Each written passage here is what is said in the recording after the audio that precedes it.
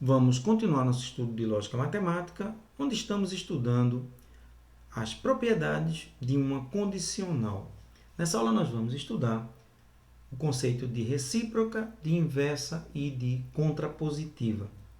Lembrando a você que na descrição de cada vídeo desse curso você vai encontrar links para as próximas aulas e também para as aulas anteriores, que é para o caso de você ter perdido alguma informação.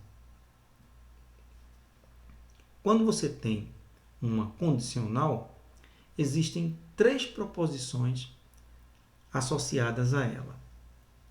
A primeira é o que a gente chama de recíproca. O que é a recíproca de uma condicional? Quando você tem uma proposição condicional se P, então Q, uma setinha começando com um P e terminando com um Q, a recíproca é simplesmente você trocar a ordem delas. Quem era condição passa a ser consequente, quem era consequente passa a ser condição. Você só inverte a ordem das duas.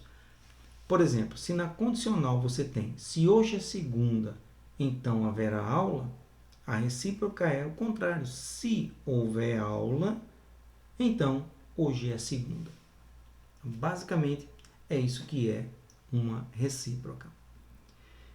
Bom, existe uma observação importante que eu gostaria de fazer. É muito comum você encontrar pessoas falando a recíproca é verdadeira. Então, elas cometem diversos erros quando fazem essa afirmação. Primeiro que, quando você diz eu gosto de você e alguém diz a recíproca é verdadeira, isso não faz o menor sentido. Eu gosto de você não é uma condicional. A recíproca existe para condicionais. Então, esse é o primeiro erro que a grande maioria das pessoas comete. Então, você não vai, a partir de hoje, cometer mais esse erro. Bom, e tem um outro ponto importante. Mesmo que se trate de uma condicional, nem sempre a recíproca é verdadeira. Então, vamos ver esse exemplo aqui. Uma condicional. Se 2 menor que 1, então 2 vezes 3 igual a 6. Por que nós sabemos que essa condicional é verdadeira? Porque nós vimos, quando nós estudamos a tabela verdade da condicional, que quando o antecedente é falso e o consequente é verdadeiro, de falso para verdadeiro, a condicional é verdadeira. Se você faz a recíproca, troca a ordem, então você tem agora verdadeiro e falso. E nós vimos na tabela verdade da condicional que quando a primeira é verdadeira e a segunda é falsa, ela é falsa. Então você tem aqui um exemplo de condicional verdadeira, mas a recíproca não é verdadeira. Então, a partir de hoje, não diga a recíproca é verdadeira sem saber o que está falando. Uma segunda proposição associada à condicional é o que nós chamamos de inversa. Na inversa, você mantém a ordem. Aqui você tem na condicional se P, então Q. Aqui você mantém a ordem, só que agora você nega as duas.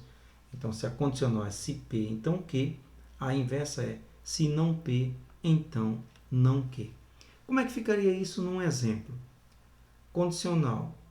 Hoje, se hoje é segunda, então haverá aula.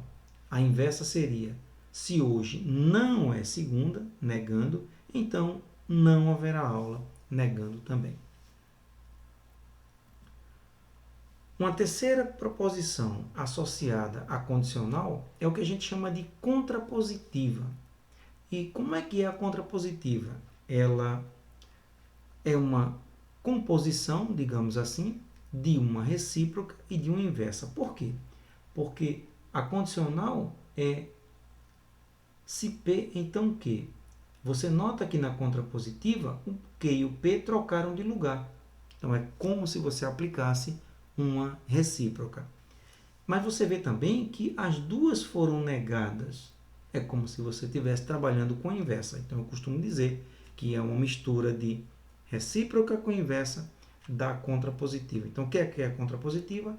Troca a ordem na proposição condicional e nega as duas. Por que é importante esse tipo de proposição? Nós vamos ver mais adiante quando nós estudarmos o conceito de equivalência lógica, que uma proposição condicional e sua contrapositiva, elas são equivalentes, ou seja, em termos de lógica, elas querem dizer a mesma coisa. E às vezes uma tem uma forma mais simples de entender do que a outra. Então, você trabalhar com proposição equivalente, às vezes, ajuda você a entender melhor o problema. Ou então, quando você tem a proposição condicional e a contrapositiva, você tem condicional, um exemplo, se hoje é segunda, então haverá aula. A contrapositiva é, se não houver aula, então hoje não é segunda. Simples você entender essas três proposições, recíproca, inversa e contrapositiva. A gente se vê na próxima aula.